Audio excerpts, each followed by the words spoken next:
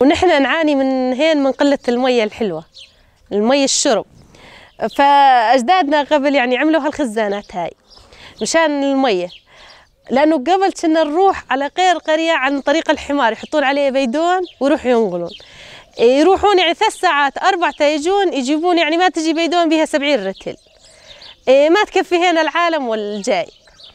2 3 باليوم يروحوا وما يعني توفي. فاخترعوا هالخزان الأرضي هذا اللي سووه بالشمينته وحطوا له حديد وحطوه هيك تحت الأرض مشان المية تظل محافظة هيك. يعني هذا موفرة ميتنا وتظل بقلبه محفوظة باردة، وما تصير بيها يعني لا تصير بيها ريحة نايلون مثل الخزانات، ولا أجدادنا تظل محافظة على برودتها وتظل طبيعية زين. بالصيف مو تصير حار ومن تضرب الشمس يصير بيه ريحة النايلون ويسوي لنا أمراض، وبالشتاء يجمد المي بقلبه بنوبة، يعني مو زين بالنسبة لنا نحن كقرية. وكقرية ال5 براميل يعني ما يسوي للعيلة شيء، أقل من أسبوع ويفضى. فأبو خزان يعني الصهريج اللي يعبي مي ما يجي على 5 أو 10 براميل، إذا مو نقلة كاملة مثل هذا ما يجي يفضي. واحنا يعني هنا اذا مو كميه يعني ميتها تكفي معانا، لانه نحن يعني كل استخدامنا مي الحلو. يشيل نقلتين كاملات، يعني نقلتين 30 ب30 60 برميل يصيرن بقلبه. ما تخلص الميه اللي نعبيها بقلبه نحن ننزل بقلبه ونفركه وننظف الميه ونرجع بعدين نحط بيه ميه مشان انه لا تدود ولا يجيها شيء ولا تظل يعني محافظه على جوها اللي هي بيه. اول يقضن النهار يروح انت يجيب الميته يرجع انت يعني انت مشان يامن الميه بس شرب. ونحن مرات يعني ننقطع من المي هنا الصهريج ما يجي، يعني نخبره او باسبوع او اكثر. 3 4 قرى اللي نحن نعرفها كلها تستخدم هالطريقه هاي، بس البيوت يعني قلت لك التاسس الجديد ما يقدروا يسوون هالشيء. يعني خزان شو اسمه يلا نايلون يعني هنا على الاغلب 60 برميل يسوونه، يعني يقولون لل10 ملايين، لانه من هنا يحطوا له حديد ويسوون شمنته ويصبون ارضيته ويفصلوا له باب وهيك. تكلفه حيل بيها تعب وبيها مشقه، وانه الميه تصير قليله عندهم ايش قد ما هيك، يعني حتى الشرب ما راح يشبعوها لما يكونوا ينقلون بغير مكان. نحن يعني شفناها قبل هيك. يعني اقترح كل شيء عنده امكانيه يسوي مثل هالشيء هذا، لانه يعني حيل مفيد وموفر، ومية تظل بارده وتظل بالصيف بالشتويه دافيه لانه تحت الارض.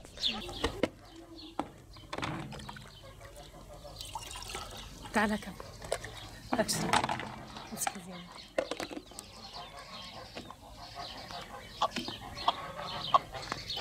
اول ما حد سواها ولا احنا يعني نقدر عندنا هالتكلفه انه نسحب خط لعندنا لهم حنفيات، يعني مشان تظل المي موفره عندنا. غير القريه اللي عندها العين بس موفره حنفيات لعند بيتها، ولا نحن هنا كل القرى هاي ما فيها مي، ما فيها حنفيات يعني تجيب المي لعندنا. مو بس يعني كل يعني القرى هون والاهالي تتمنى هالشيء، انه يعني تتوفر المي عندنا بحنفيات، او تتوفر عندنا انه يعني كاستخدام انه يعني من كل النواحي تكون عندنا ميه، يعني نتمنى هالشيء تمناه.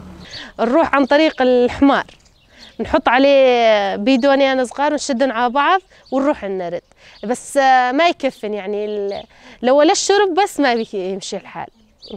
والميه نحن عندنا مي متوفره الا نروح على غير منطقه، بدنا الا اله يعني تراكتور او سياره تروح تجيب لنا الميه. الحمار كمان يتعب وما بتوفي، يعني اللي يجيبها يلا يلحق يشرب. والله هذاك النهار خلف الله عزمه جاي لها ميه الحمى حتى ما تنشرب.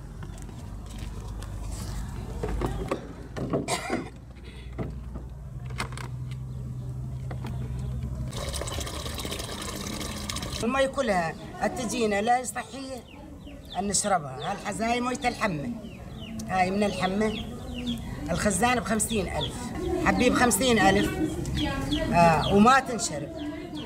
والله وبالنسبه للخزانات والله انه انت نقدر نعمر مثلا خزان ونزرقه ونصبه ونسويه، ما عندنا امكانيه، ما بامكانيه. يصير بيها دود مثلا بالعطيك اللي يقوم يروش بيها، الا نرميه ونغسله زين مثلا وننظفه نحط بيه مي. والميه والله قليله، يعني ما عندنا مي، شلون ما تاثر عليه. مية مالحة ما تأثر علينا. إذا المية